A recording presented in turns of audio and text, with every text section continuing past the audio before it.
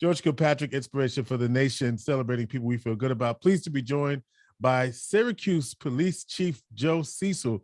He's in the house today, and this is a new job, although he's been on the job as a police officer for 37 years. Chief, I keep wanting to say Joe. Chief, so glad to have you in the program. Of course, we have a partnership with Syracuse Police to go beyond the badge, to get to know the officers beyond the work that they do as police officers. But you've been around for a long time, so we think we know you. But so let's start with what you want to do right now. What's your vision, 2 weeks into the new position? Sure. So thanks, George. And you can still call me Joe. You know, I'm a big fan of you and your show. So feel free to call me Joe. Thank you. So clearly I have two goals, and they have a lot of layers to them. The first one is gun violence. We have to do better. We're obviously going to put out our summer deployments and some extra patrols, but it's got to go beyond that, George. You know as well as I do, because you've been around a while, not as long as I have, but you cannot solve this alone. You have to have community help. We have to have public service community. The service providers have to help us as well. And when I say service providers, I mean, we have to have resources out there so that if we have individuals, and let's face it, a lot of them are teenagers moving their way up to being on one end of the gun or the other, there has to be resources out there so that they can take the right path. No one wants to, I don't think anyone really wants to be on that train that ends with you either going to prison or to the grave. So there has to be resources for them. But we need to have the community help us too. I mentioned before in my announcement speech, we have 521 cameras out there on the streets, cops cameras. That number, it sounds like a lot, but it's nowhere near the number of eyes we have out there. We need the community to be our eyes, our cops cameras in these neighborhoods. If they see somebody with a gun, if they think something's about to kick off, if they know where there's a community gun hidden, they have to let us know so that we can be proactive instead of reactive. They'll let you know if they trust you, right? And so how do you go about, you've been around the block for a long time, and there's this tension around, do you have the trust? Obviously, we need you to do a job, but you also have to have the trust of the community. How do you rebuild, if you need to, or continue to build as you've been working on, the trust that's needed so that people will be willing to do exactly what you say? Great question, George. So the biggest thing, in my opinion, and I've seen it for so many years, is that we have to, whether it's through hiring or trying to limit the number of calls we have or whatever we do, we have to figure out a way to give these officers some time to not just simply be reactive, but to be proactive, to get out of their cars and start talking to people. We've done pretty good on that in the last couple of years, but we can do so much better at that. When they start getting out and talking to residents, or even stopping by if there's a barbecue going on, all these things take time. But when you do that, you build trust. They start to know the officers, not by uniform or by that marked car zipping through their neighborhood, but by their actual personalities and sometimes even their names. That's how you break down those barriers and help. But it starts with time. George, part of it's going to be the hiring. This mayor's been very good about hiring. When we swear in the class in January or July of this year, it'll be a 6th class, probably a record, but we have to continue down that path to hire. It's not that we want to throw all these uniforms on the street. We want to throw them out there and give them time to meet the public and be proactive. That's how you break down bridges. You talked about what you needed from the community. I'd include myself in the community.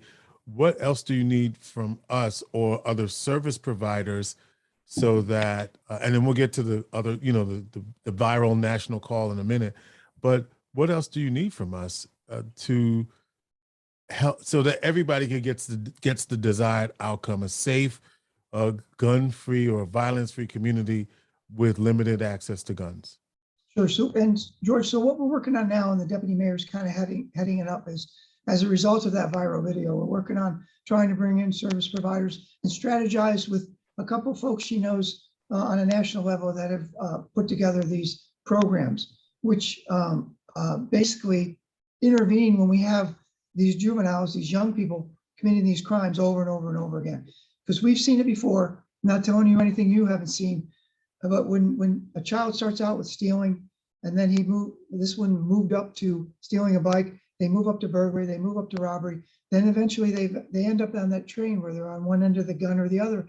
And it's nowhere anyone wants to be, and it's certainly not anywhere we want them to be. So she's working on building this model where it won't be us responding to those calls. It'll be more of a proactive approach of service providers, clinicians that know child psychology, and seeing if we can get children like that some help so they don't move down this pathway.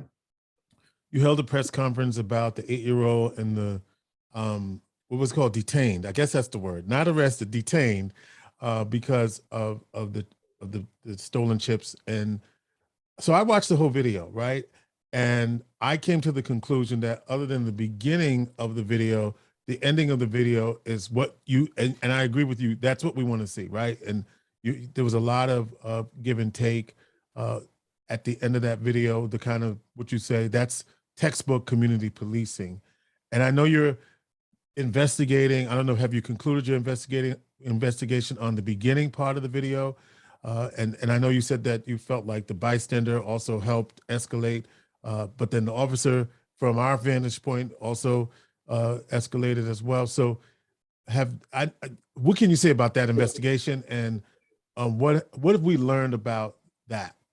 Sure. So, and George, so we're still investigating it, and I don't want anyone to think that we're just shelving this or anything. We just want to make sure. Yeah, there's a process, right? Is what you're saying. Yeah, we want to make clear at first that we didn't have any of the videos out there. We don't want to lean one way or the other until we know there's any community you go into, especially when you have businesses, there's other videos. We want to make sure we had those. We have every video. We think every angle now. So now we're just going through the paperwork. This will be concluded by next week, probably as early as Monday, and we'll be very transparent about what we find and what occurs with this investigation. As you mentioned, there were high points and low points. I've been very clear about that. The low points are the things we're looking at the most. If there's going to be discipline, it's going to be corrective discipline so that we can get better the next time around. But the end of that video was textbook community policing. If that's all there was, that would be great. But it's kind of the flip side of the viral video that went out, which was just the really bad parts. You saw some very good parts. We would never just put out the good parts and say, hey, this thing went great. We're going to look at all of it, the low points and the high points. And again, if discipline's needed, it will be corrective discipline so that we can get better the next time. Yeah, talking with Chief Joe Cecil, and you becoming chief was also something that was being talked about. Obviously, Chief Buckner had made it known that he had put in for a new position, and you were getting ready, of course, to step into this position. How much of, what can you say about, if anything, what happened there? Yeah, so and I've been very clear. I hardly ever hold back. I'm very transparent, but I had a private conversation with Chief Buckner with the door closed, and he told me a few things about that process. And when the door gets closed with me, I keep it closed. And that's with anyone, whether it's you from the media, George, I know you very well, or anyone. Right. When someone closes the door, it stays closed with me. It's up to them whether they want to reveal things. But what I can say is we started working on the process several weeks ago, the mayor and I and the deputy mayor, to make this transition. It was our hope that he would get this job. We didn't want to lose him, but it was our hope that he would get the job he was trying for, and the transition would occur. Obviously, he didn't get it. I will say personally, it's bittersweet. I'm happy to have this job and the challenge, and hoping I can do good for the community and the cops. But it's bittersweet because here's a guy who I will say law enforcement was better with him in it than with him not in it. So I wish him well, and I hope he decides at some point to try for another job in law enforcement, because he's a great leader. He comes with a lot to the table, but it's very bittersweet knowing that he had that disappointment. And transparently, you wanted the job that he got. So, how do you see it now? Yeah. So it's a good point. When I had conversations with him, and I just had one yesterday, a 20-minute conversation, and I said, Chief, just tell me how you're feeling, because you're talking to a guy who knows what disappointment's like. I tried for that job and you beat me. So I know what disappointment's like. You just have to fall back on character and fall back on what's really important, which it's never been with me about the title or those fancy stars on your shoulder. It's been about the people and about the work. I fell back on that. And as you know, you probably saw in one of my interviews, I fell back on a comment that my father said over and over again, that a person's true character shows more when you don't get what you want than when you do. And I Yeah. fell back on that and just got back to the work. And I'm hoping he does the same because, again, he's got a lot to bring to the table. As the first deputy chief, obviously you work very closely with Chief Buckner, and you were all in the midst of several reforms. What of those reforms will you continue to do? I mean, obviously the mayor made a compact with the community also to do those things and hold the police accountable to doing that. Are there things that you're going to continue and or abandon based on your interpretation of what reforms need to be done? Now it's tricky for you because you've been through all of it, right? And so how, can I just ask a real transparent question? Can I do that? Can the community trust the guy who's been there all the way through to carry forward reforms that are needed? And I'm just being transparent. That's what the community wants to know. George, I like questions like that because they're very easy. The answer is yes. Keep in mind on all those criminal justice reforms, whether it was the governor's executive order 203 or any of the ones that came about in the last couple of years, the chief was always obviously the chairperson for the various committee meetings. I was always the co-chair. And very often he was so busy that he just sent me. So I've been involved in every one of those, the drafting of them, the working through them, the working with the various organizations that were all part of those. And believe me, we're not going to step backwards now. What are your priorities? You said gun violence is a priority. Obviously, community trust. You want to get the police out there. What's going to be new and different for going forward for this police department?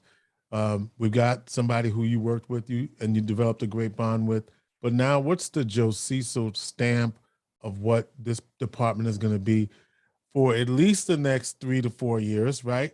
Because that's Ben Walsh, who appointed the chief and who appointed you, can't run anymore. So what's this going to look like over the next 3 to 4 years with the Joe Cecil stamp on it? Sure, great question, George. In addition to gun violence, and I can get to that in a second, one of my other goals is officer wellness, improving the morale of the officers, improving their health and wellness.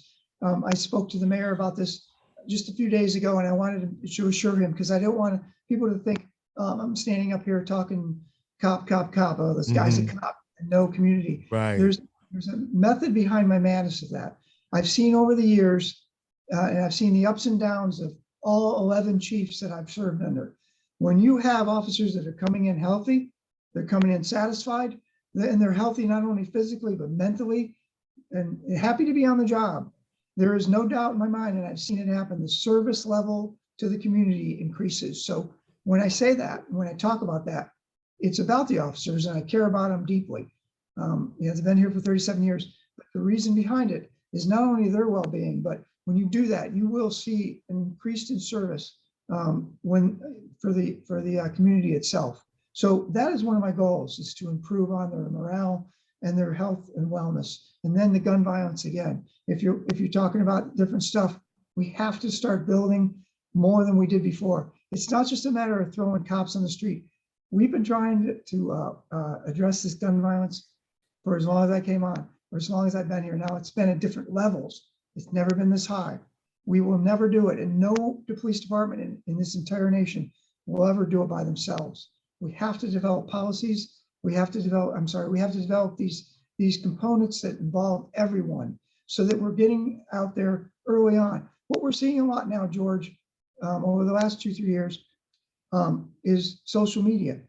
Young kids as young as 12, 11, posting guns on there, standing around guns, cash, and drugs. It's the new cool thing to do. But it's not going to be cool if you continue down that path, because as I mentioned, it's a train that leads nowhere but the grave or prison. So we got to work on it with our partners, whether it's the district attorney's office and all these service providers, to try to intervene when we see these kids that are so young thinking this is a cool thing to do. These are real guns they're standing in front of or holding. This is real money. This is real drugs. We have to try to figure out a way to take them off that pathway and put them on a pathway where they can be successful. How do you improve the relationship with communities of color? That continues to be something that, and that's part of what was happening in that video, the perception of what was happening in that video. What are the ways in which that work continues under Chief Joe Cecil? Great question. So one of the things is transparency. It's one of the things Chief Buckner was very big on, and I learned from that. You have to be transparent about everything you do, whether it's good or bad. You have to be transparent. If you only release the good stuff and not the bad stuff, you lose trust. People aren't going to listen to you. Along those lines, though, one of the biggest things we can do is diversify this department. We have tried our hardest, but there's more we can do. One of the most exciting things we have in the pipeline, and we finally secured money for it, so it's going to start this fall, is that connection with Fowler's PSLA, the Public Service Leadership Committee. These are children, high school kids. I guess you don't call them children anymore. They're teenagers who have already decided, I want to be a police officer, and they're going to school specifically for that. What our biggest challenge was is that when they graduate at 18, they can't come into our ranks until they're 20 and a half. That's civil service law. So we lose all these children who are all city residents, obviously. Most of them, there's a great deal of diversity there and language skills. And we lose them for this 2.5 years where they go off and do something else. We can't put our arms around them and keep them close so that they can become cops on our department. What we've secured is money to bring them on as soon as they graduate. It's real money, it's real salary, it's a real job. They're not going to just be walking around doing nothing. They're actually going to be helping us learning the paperwork and maybe even going out and canvassing neighborhoods when we have a rash of burglaries, talking to people about what they've seen, what they've heard. They're going to be doing real police work.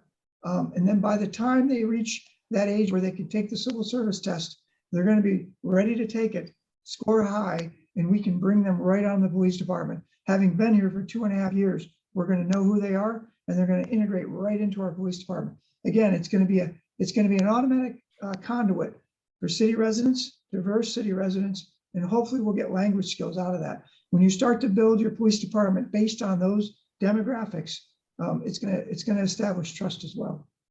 I heard there was a report this week about monies available, stimulus monies available that's still not spent yet, or needs to be spent. What is the plan for this money? Yeah, so listen, George, we had the police department got $2 million, and I can tell you we spent every dime of it very quickly. It was a lot of it was on technology, and then there was some program, that diversion of response program with regards to mental health calls. We spent some money on that, but all of our $2 million is gone. And so you might want to talk to the deputy mayor or someone. I'm not sure what's left, but I know whatever she gave us, we were easily able to spend it. It wasn't frivolous, mind you, but we used it on our side. So it may be that the municipal government got that money to do a variety of things. Part of that money went to the police department, and the municipal government, the mayor's office, must respond to what else needs to be done it was about reducing violent crime in the city. And that's really what it's supposed to be. To what do you attribute this rise in violent crime? I'll tell you what I attribute it to, and this is just my opinion, though. It's a 37-year opinion, George. We used to be much more proactive than we were before. And a lot of that is just as a police department? Yeah, as a police department. A lot of that is just time. The officers are running from call to call to call.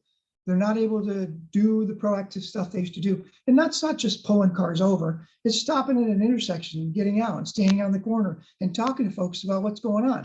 Is there a problem house here? Is there a problem house there? Do you know of something that, is there some drug activity going on over here? That proactivity has diminished drastically over the years, partly due to our numbers, partly due to the rise in calls, and as you mentioned, gun violence.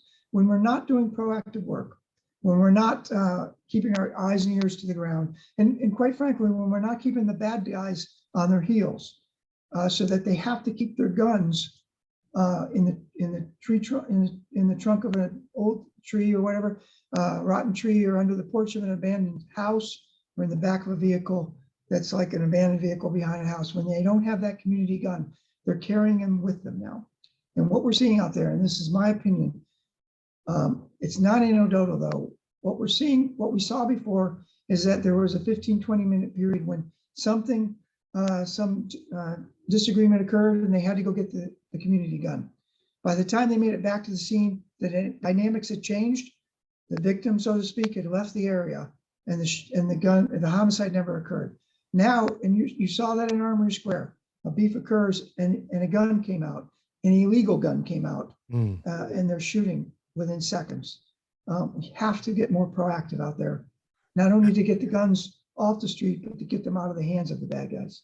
There was an arrest. We're talking about the Armory Square shooting not too long ago, and there was an arrest made in that case. So that's attributed to good police work. What was the motive there? Yeah, so it's, even though we made the arrest, George, it's over in the district attorney's hands now. And if I was to say anything about motives or okay, too much more, it would jeopardize the criminal case. Okay, I didn't know if there was something reported that I might have missed about why this happened, and why it couldn't have been prevented. Because there was questions about the proximity of police to the situation, and I know that also came up as well. Yeah, and George, right, and that's public knowledge. The officers were 30, 40 feet away, and they did this. Just goes back to what I was saying. You know, when a beef occurred, they used to have to go and find that gun. When people have them on them, and a beef occurs, and that's their first reaction is to pull that gun and start shooting. This is a perfect example. Officers 30 to 40 feet away, it didn't stop anything. There was the agreement with the Spark group in the Syracuse community. Is that still? Are you still working with that group as well? We are still working with them. I know they. I believe yes, we worked at that with them in a number of things. In fact, they were involved in a lot of the criminal justice reform things. And so we talk about this segment as being beyond the badge. What is it that we need to know about Joe Cecil beyond the badge? What are some of the things we need to know? Sure. So, and this will be about the least passionate I am right now, because when I start talking about myself, I start talking like a robot. As I enjoy talking about problems and other people and challenges, but talking about myself, not that comfortable. But so I guess what I would want people to know is that I'm homegrown. We moved here when I was 15. Prior to that, keep in mind, we were moving all the time. My father was originally in the military, and then he used the GI Bill to get his education and eventually got a PhD. But even then, he moved as a professor in colleges all the time. He was very peripatetic. He just didn't want to stay anywhere for any length of time. There were times when we moved twice a year. Always a new kid in school, which made me very diplomatic, which made me very well-rounded, because we were usually in urban areas. And we were the new kids in school, and we had to be diplomatic, given my size, so I wouldn't get beat up. So, but we moved here when I was 15. I went to high school here at Corcoran High School. I went to Syracuse University, and I lived in the city for 28 years. I know the city very well. I still have family here. I still have a lot of friends. I still know a lot of the folks that I knew when I first got into community policing as a sergeant and started meeting them at Neighborhood Watch, Syracuse United Neighbors, and TNT. So I think that I'm hoping that they see somebody that they can trust. I'm hoping they see somebody that they can approach. I want them to be able to not worry so much about the title. It's never mattered that much to me. If I'm doing something wrong, they need to approach me and let me know. Do you have hobbies? Oh, yeah. So hobbies. So my hobbies are relatively boring, I think. Well, some of them are. I love reading. I'm a voracious reader. I write almost every day. I've been doing that since I was probably a sergeant. It's more therapeutic than. Is it like journaling, or just what do you call it? So yeah, it's journaling, but I have finished, I would say, in my opinion, I finished 2 novels. Okay. They're horrible. But you didn't publish them, right? They're horrible. They're horrible novels. But I read something a long time ago that you need to write at least 1 million words before you're good at it. So okay. I continue on that path. It feels great when I do it, and I enjoy doing it. I do it every morning, and I continue to do it. Working on the 3rd novel that it has nothing to do with police work at all. So maybe that one will get published. Aside from that, George, I love doing things that expand. I like doing things that make me afraid. When we were in Hawaii a few years ago with my wife, she went shopping and I went out and jumped in this cage where we were surrounded by sharks. I have all Okay. these pictures. It was one of the most exhilarating things I've ever done. People still think I'm crazy for doing it because there were actually openings in this cage where they could have came through, but it was fascinating to me. And I didn't want to get out of it. I didn't want to get out of the cage. They finally made me get out because they only let you stay in it for 30 minutes, but things like that. Yeah. And yeah, and I just want to mention too, I love to hike. I was just recently on the Appalachian Trail, a very short section of it, which I enjoyed. And my wife once again said, you can't hike alone. It's not safe. But I did it, and it's very enjoyable to get away from everything and go on hikes and things like that. So you do know how to dial it back. You do know how to replenish, and what do we call it now? Self-care. You know how to do that. Yes. Yeah. What's deep compression or something? I don't know, but yeah, I do know how to do it. And I do it by reading, sometimes going on hikes, writing, certainly like that. You got to be able to do that, George. When I first came on the job, I don't want to say I struggled, but it was difficult for me because here's what I've said for years. The physical part of the job, it's difficult and it's dangerous. But what bothered me the most, and I think what bothers the officers the most, is unlike the fire department, where when they arrive on the scene, they're the heroes. Everyone waves at them when they arrive. They wave at them when they leave. When we go, and it bothered me as a young cop, we get a call. We're mandated to go there. We go there, and then there would be just as many people that didn't want us there that did, screaming at us, "What are you doing here?" It really bothers your psyche. And it bothers most officers' psyche because they're genuinely good people. And it's terrible to arrive on a scene and have people screaming and yelling at you when someone at the scene called you there to do a job. But again, some of it, George, is just that relationship that we need to repair that you mentioned. We've got to be able to do that. Well, and especially in this time, right, where police and community, especially in the Black communities of color, very much heightened awareness about treatment. And even today, we still, maybe not in this community, but even still, there are issues that that communities are grappling with. Was it Minnesota somewhere that this just happened? So yeah, I can you understand why that is, even though it's not something that you should expect to receive? George, I can 100% understand it. And keep in mind, one of the things your viewers might want to know is, I've told people this, is that throughout my career and continuing now, I am the guy that seeks out other perspectives. If I'm in a room and I see somebody that doesn't look like me or whatever, whether it's a new American, Black and brown person, I seek them out. I don't run away from other perspectives because it's the only way you learn and it's the only way you grow. So I can 100% understand that when I arrive on a scene. I didn't understand it when I was 25 years old arriving on those scenes, but when you mature and you start seeking out those other perspectives, you learn that. Well, and I think that's part of what you're not going there. The 25-year-olds are going. And so how do we get them to, as evidenced by the perception of that video, how do we, and I don't know how old this gentleman was, but how do we get to a point where that's a system-wide shifting, if you will, of perspective? Because it's hard. It's hard, and I think people have to be prepared for that. But I want to go back to you can answer that, and then I got to go back to something else. I would just say it is hard. What you do is you continue to train, you continue to bring in experts. We brought Dr. Strauss in last year and did the entire department, which included both officers, sworn and civilians, in cultural diversity. It was fascinating. And it's not just me saying that. When he did the, what's that called when you do at the end where you people give you their opinions or whatever it's called. He got overwhelming Evaluation. Evaluations. That's it. Yeah. That was right out of my head. Right.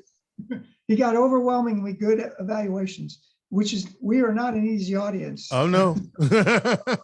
Listen, I will give you a shout out. I had a chance to, in my role at Vera House, as you know, to speak with the Academy yesterday, or this week. And so good promise.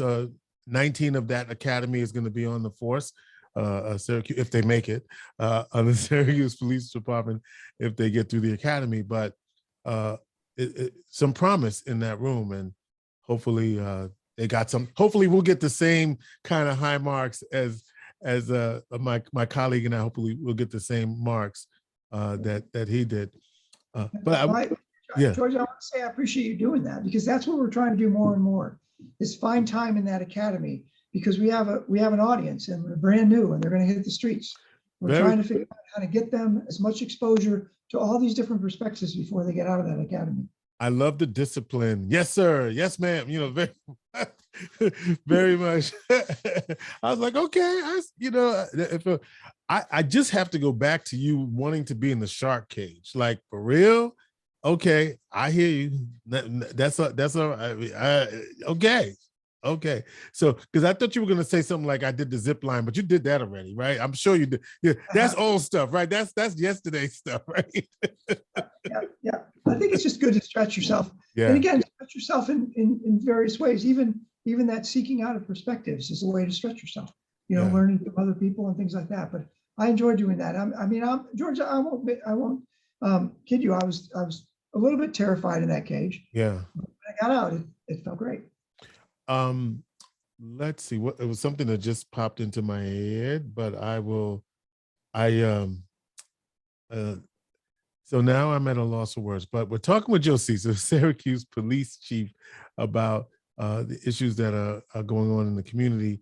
And he was just talking about experience that he had, because we're going to be on the badge, just finding a little bit about him. Oh, I know what it was. What's a book you recommend, since you read so much? Well, I got to go back to the classics. The Great Gatsby is probably the best book I've ever written or ever read. But I'm trying to think contemporary. Dennis Lehane has some great books, but those are all police books. So I don't know if you want to. That's a genre. That's a genre you like. Yes, it's very good stuff. But when I walk into, one of the ways I decompress, George, when it's overwhelming for me, is I go into Barnes and Nobles. I shoot out to DeWitt, and I go in Barnes and Nobles. And I'll just walk around and pick up something that looks an interesting cover, or something that everyone's talking about. And I read the first couple of pages, and man, nothing like decompressing in Barnes and Nobles. It feels great.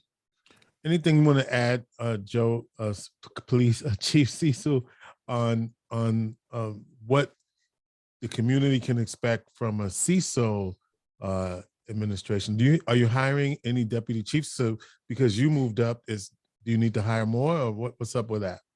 Yeah, so we're still in discussion to decide who's going to be the first deputy chief. I think we've narrowed it down, but it's still in discussion.